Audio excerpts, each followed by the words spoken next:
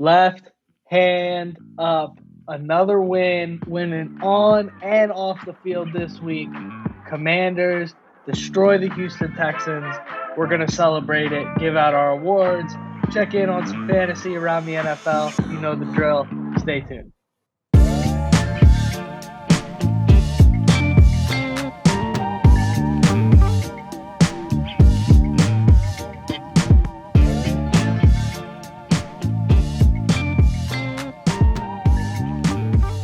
I'm going to do it again. Woo! Yes, sir. Another win in the books. Maybe I did a little too much this time, but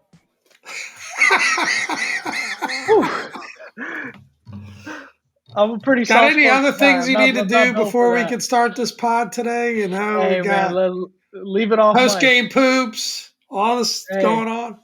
Tried a new ice cream place last night. We'll leave it at that. But man, you know, things that did not take a deuce today were the Commanders. The Commanders did not take a deuce today. We were all worried about it. It was looking dodgy, like going into the week. Everybody's like, oh, it's a trap game. It's worst team in the NFL. This is the kind of game they lose, blah, blah, blah, blah, blah. And I just had this calm about me, this zen about my spirit. I just kind of knew. I was like, we're going to take care of business. And you know what? Credit where credit's due. I panned him the entirety of the losing streak. So now I got to celebrate him during the win streak. Ron Rivera has these boys, little go juice for Pop. Ron Rivera has these boys playing some serious football. He has rallied what was like a terrible football team into a serious wild card contender and maybe even a tough out if we were to go that far. Things are looking great. Pop, what's your quick reaction to the game?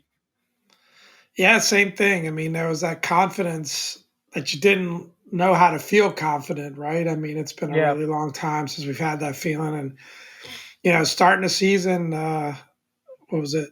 2-4, 1-4, and I guess we got that your favorite Chicago. You gonna give us a breakdown of the Chicago game? We're doing Detroit. Carson's last victory. We're going back to Detroit. Okay, cool. I can't wait for that. I might have a bathroom break during that.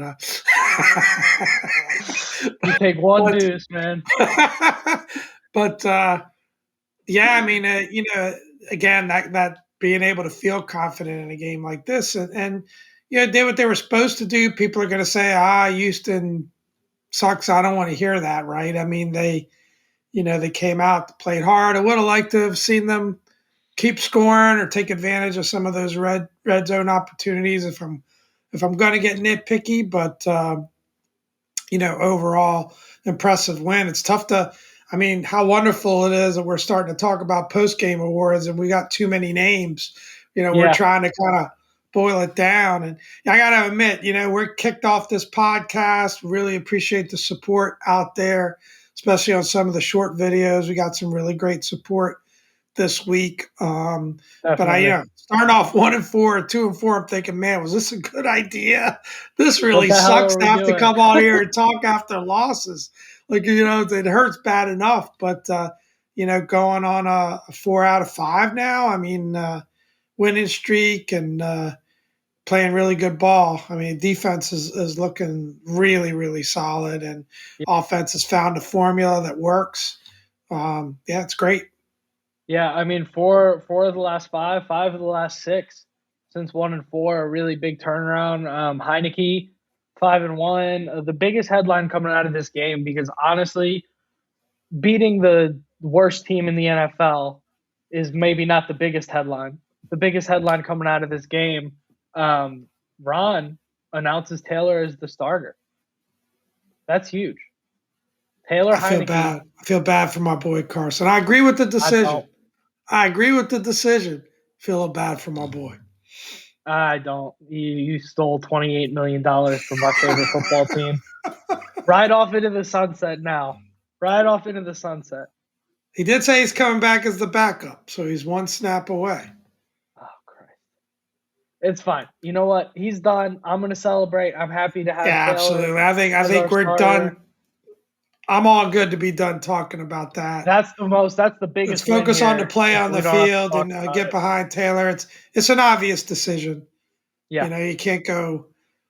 What is he this year? 4-1 as a starter. Now it's Yep. 9 out of his last 13 winning. And Ron answered quite simply, "What led you to this decision?" He said, "Winning."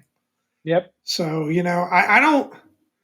I do get the sense that this isn't necessarily where the team wanted the team being the decision makers wanted things to play out. Not that they didn't want to keep winning with Taylor, but yeah, it's not impressive. It's not overly impressive. He didn't have an overly impressive game today, but they just keep winning.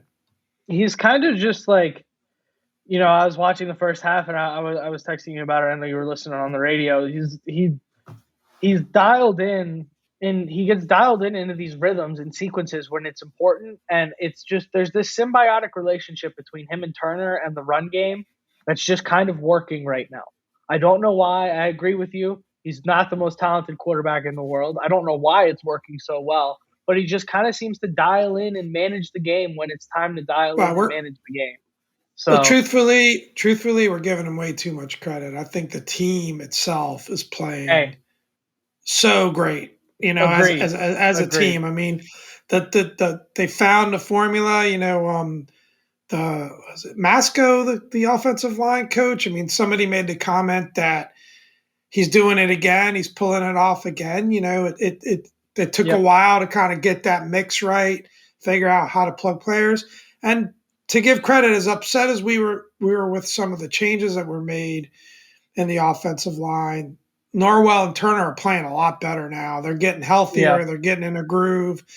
Definitely seem to be better at run blocking than pass blocking overall as a line. But run game is really coming in the fore. That 1-2 punch of Robinson and Gibson is just great. I mean, Ron kept preaching that that's what they wanted to be, and you can argue. I know you and I both like Gibson a little bit better and be featured. He did get the ball more. Had 18 carries over 15 for Robinson. He's Yeah. getting into the pass game. Doesn't really matter. The fact is that the two of them together, it was great today. They averaged right around 4 yards a carry with both of them. I think it's just a fantastic combination. One of the best in the league, I think. Yeah. I think it's just going to be a matter of, like, I think it's going to be a hot hand approach. I think we're going to see they're both going to get carries early, and whoever's kind of both with their style fitting into the situational football of the moment and with their whoever's just running better is going to get the ball. So you saw Gibson was kind of more efficient today, running a little bit better, got the ball more. Robinson was running a little bit better against Philly. He got the ball more. I think that's just going to be how it moves going forward, and I love it. I want to talk more about the defense, frankly. Um, Man, the headline of the year is the defensive line. That's all anybody wants to talk about with this team is defensive line, defensive line, defensive line. But I pointed it out to you today. The defensive line started playing a lot better right around the same time that William Jackson goes out. And there was a great interview on the Washington Football Talk podcast. JP did it with Benjamin St. Juice, and he talked about it. He said, look, the defense, we all got to work together. If the line is getting home, I don't have to cover a guy for 5, 6 seconds. And if I'm covering guys, I'm giving the time for the line to get home. It works together. And what we've seen is the secondary through, I'm going to name them, the big three in the secondary through this stretch have been Cam Curl, Benjamin St. Juste, and Derek Forrest. All stud young players. And those three have allowed for the most talented group on the team, the defensive line, to get home and play phenomenal football. Jonathan Allen is just, I haven't seen a commander that good in a very long time. He is so good. He is He's so so good. good, and what he's to have Allen leading the defense, and we've talked about it, with McLaurin leading the offense, and Yeah.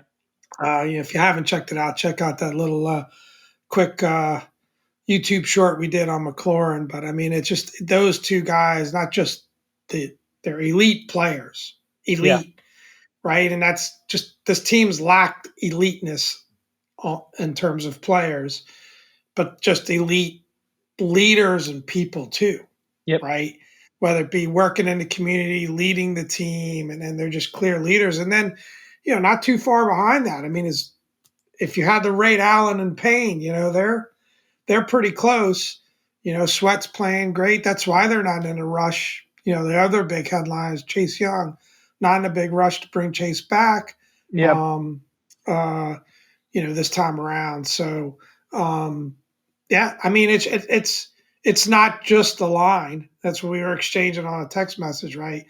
And, I don't know about John Bostic and that speed running down the sideline trying to catch a guy, Good coverage on but Brandon he's Cooks, one of the hanging in fastest there. I receivers in the mean, league. heard this week that Jamin actually had to take over the green dot when Fuller went out for a little bit. And actually got kudos from his coaches to do it. So you see Jamin really growing.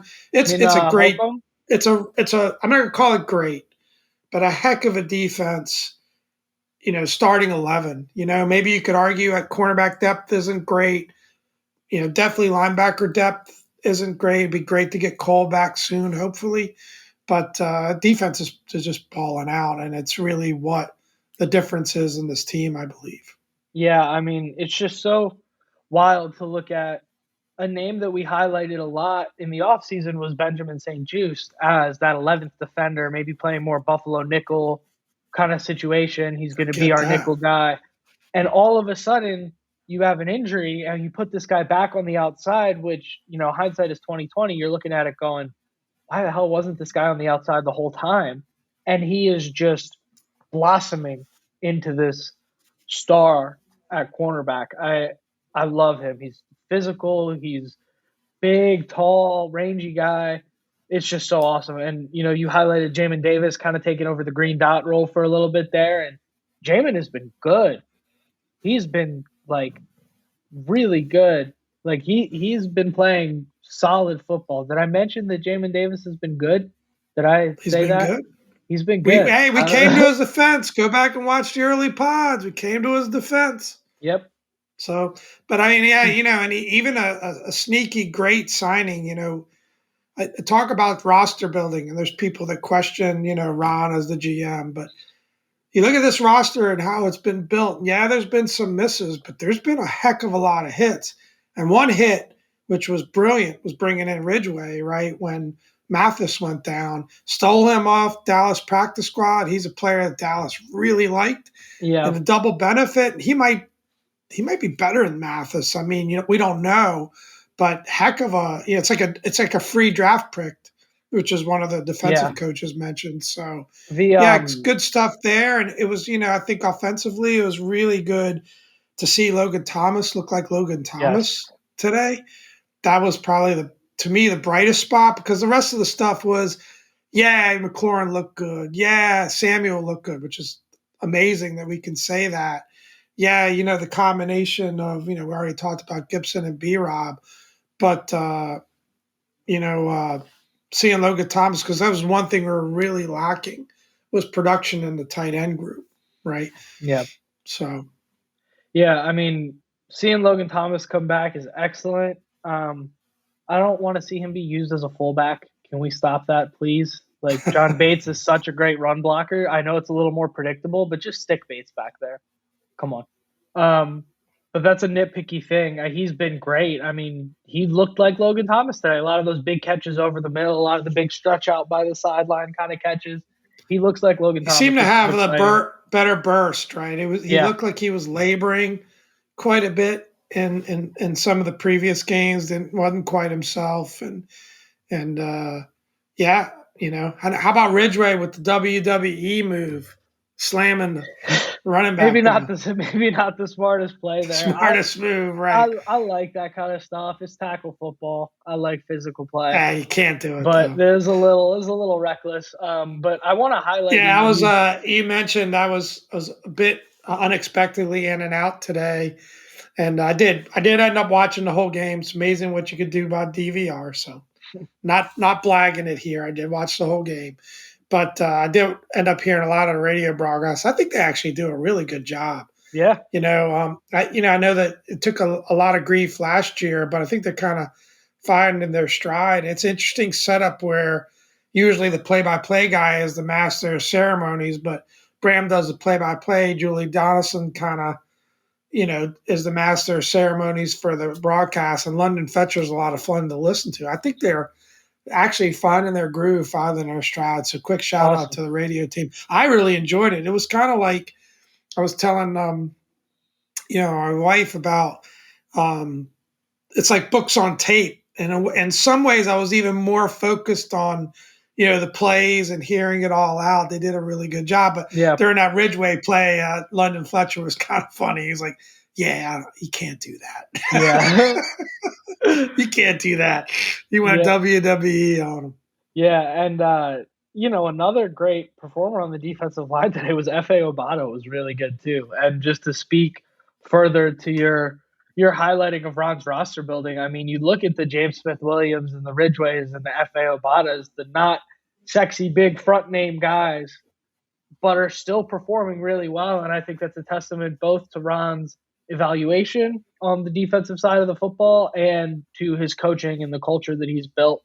I know we're probably going to sound crazy if you went back and you listen to like week 4. I'm asking for everybody to be fired, and now this. But who was the voice of reason? Well, such is that's fair. Such is the ride with Ron Rivera. Usually a little bit of a slow start, and then the season picks up and we look legit. So we're gonna have fun with it. If we have to suffer through the loss, let's be excited through the win. So for things to be excited about, let's get into our awards. We've got a little bit of an adaptive format this week.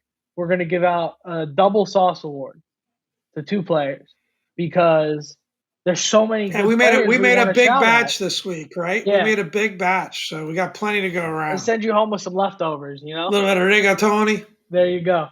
But let's start that off. So we're going to start double sauce award.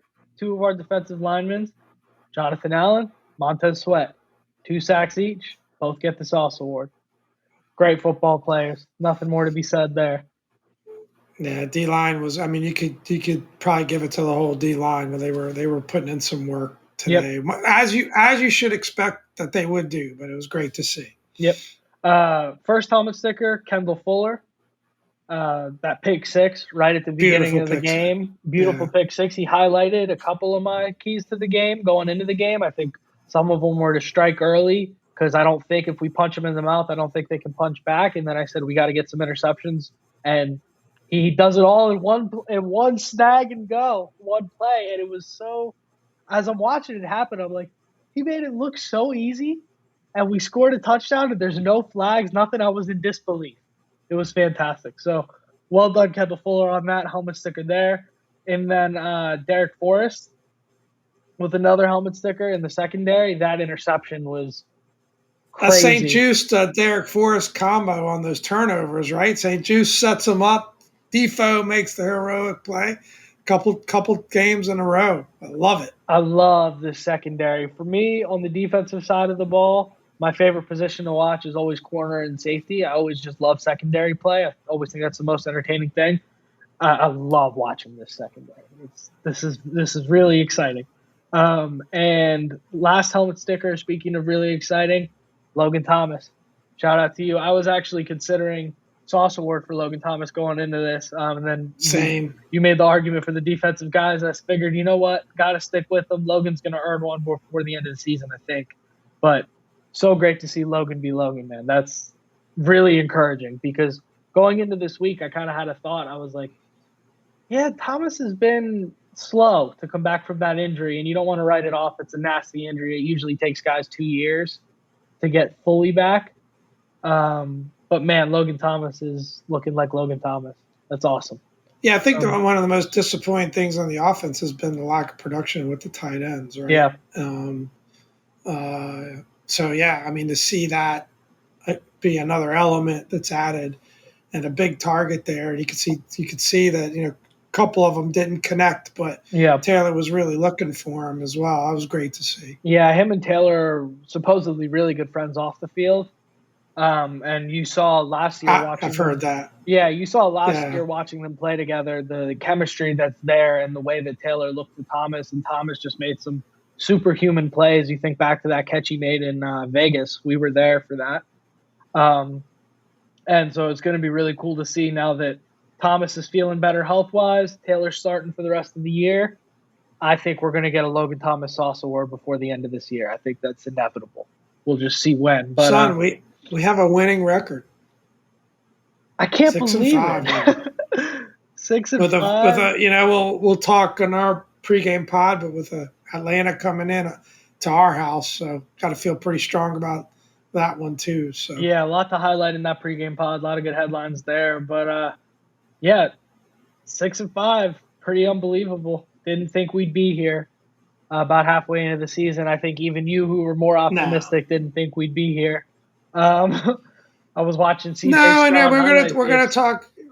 Are we skipping Cots? I can't think of one. I mean, what do you want to say? Maybe the Ridgeway body slam, just because you hurt a guy and don't do that. But I mean, it's just I don't think there's any kick-outs for this game. I agree with you. It's a positive kick-outs. Hey, we won 5 out of our last 6 kick-outs. There you go. That's beautiful. There you go. I like it. So, man, I think we covered all our commands. Or you could do the kick-outs. I didn't see that coming. There you go. Kick-outs. How about this? Kick-outs of the game goes to us because at one point Vegas had the Commanders win total at 6 when we were really bottoming out. Should have went and put some money down on that because now we're already there. Yeah, that was dumb. That's the kick-outs of the game. But we're going to get into our scoreboard, and, Giants lost today. Eagles almost lost. I said it's early in the season. Things are going to start to balance out. These NFC East teams that started off hot are going to come back to the mean, and we're starting to see that a little bit. Dallas has a tough one today. I don't know what's going on in that one, but happening as we're recording this. Yeah, but it was early, and I mean, certainly I didn't see us winning 5 out of 6. I would have never said that. Hopefully, we can keep the momentum going. I think these next few games we're in a good position there. But let's get into a little bit of around the NFL. What do you think, son? Yeah, so just pretty weird day today around the league. I think biggest headline probably being Josh Allen playing like kind of crap. That's not good for the boy in fantasy. But otherwise, Pat's Jets game came down to the wire. Pats just barely covered that, unfortunately for me. So that's a win for Pop. Got a win. Thursday night, man, Aaron Rodgers just looks completely lost. But you know who he does find is Christian Watson in the end zone. So that's cool for my fantasy team. But that being said, not good enough. We both took the Titans in that one. And it's funny, after we took that, I was thinking to myself, I just bet against Rodgers in primetime, and I didn't even think about it. Like, I was like, oh, yeah, Titans for sure. That's pretty harrowing for a guy that's going to be getting paid $250 million. Yeah. Pretty wild. But, yeah. We mentioned Eagles squeak went out against the Colts. Yeah. Lions put a pretty good beating on the Giants, which is awesome to see. Yep. So, what's the Giants' record now? 7-3. 7-3. We play them twice. We've got 5 losses. I mean, we have an opportunity to kind of close the gap there. Yep. Yeah, it's going to be really interesting watching how this shakes out. You can't help. We can give the full bottom breakdown on once we know all the results. But yeah, for sure. Interesting. But how's that fantasy game going? I thought you have a pretty big matchup this week, don't you? It's the usual. I'm playing you, so my team's going to take a deuce, and your team is going to go off. That's just kind of how it goes. Every time I play you, you just have the homecoming game.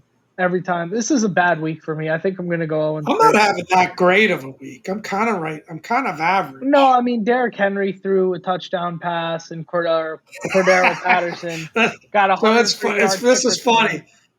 This is funny. Let me tell this real quick. So Thursday night, Dominic's a lot of times West Coast, East Coast. He's a great son. calls his pop on his ride home, right? Check in. And I'm watching the Titans game. Derrick Henry scores twice while we're on the phone with one another. And the second one is him throwing a touchdown pass. And Dominic goes, he did what? I said, he just threw a touchdown pass. He goes, Derrick Henry threw a touchdown. It was beautiful. I mean, thankfully, it's the same amount of points as if he ran one in. And you figure when they're in those goal-to-go situations, it's just a matter of time before Henry runs one. But, yeah, just insane. Pretty cool tweet I saw here. I mean, the good news is Russell Wilson has 3 points for you at halftime, Dominic. Thank God. Thank God. Geno Smith. It's a pretty productive afternoon. Geno Smith's on bye this week, so I had to go to discount Geno Smith, Russell Wilson. But let me ask you: is an 86% win probability? Is that good? I know you're the math guy. Can I read this tweet now? It's a pretty cool quote here about Taylor Heinicke taking over from John Keim. I thought it was pretty applicable for this Commanders podcast here. Yes. To try to get it in for the last 2 minutes now. So you trying to change subjects? Yes. Precisely. I don't want to talk about this anymore. So John Allen on Heinicke starting, quote, Coach Saban used to always say the team decides the starting quarterback. Every time he comes in and plays, the team rallies around him. The offense rallies around him. You can't really understand it. You can't really explain it. It just is what it is. So that's team captain, best player on the team, John Allen, talking about Taylor Heinicke taking over beautiful. there. That is beautifully said. Really well said from a really bright young man. And I think that's good for us to wrap up the football coverage. There's a little bit of, I know, Pop, you want to give a shout out to some basketball and some soccer action, some football. But let's knock that out real quick. And yeah, I mean, we're huge Maryland basketball fans, and the team is off to a great start under Kevin Willard. I think he's put together, combination of guys that carried over from the previous regime, giving credit where credit is due, but they're playing really good ball, and some of the transfers that he's brought in. I won't give a breakdown player by player, but maybe we'll do that, as we get deeper into basketball season. But great, they won the Hall of Fame Tip-Off Classic. They played 2 tough teams and just wiped them, blew them both out. Today they beat Miami 88-70. And Dante Scott was named MVP of the tournament. Anytime you can bring a trophy back, it's awesome. So shout out to the Terps. And then, World Cup kicked off today. A U.S. men's national team plays Wales tomorrow afternoon.